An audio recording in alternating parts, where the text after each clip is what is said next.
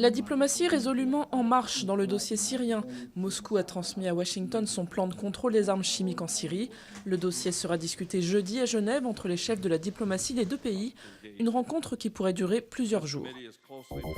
15 milliards d'euros d'économies. Le gouvernement prévoit de tailler sec dans ses dépenses pour le budget 2014.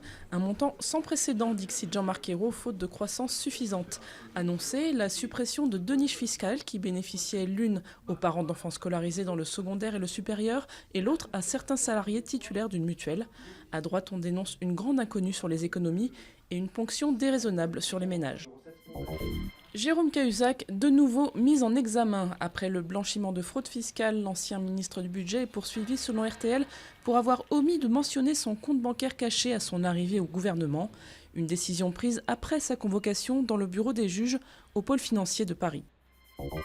12 ans après, les États-Unis ont toujours mal. Barack Obama a choisi des mots forts pour commémorer les attaques du 11 septembre, des attaques qui avaient fait près de 3000 victimes. Comme à Washington, l'heure est au recueillement pour leurs proches, réunis autour du site de Ground Zero, à New York.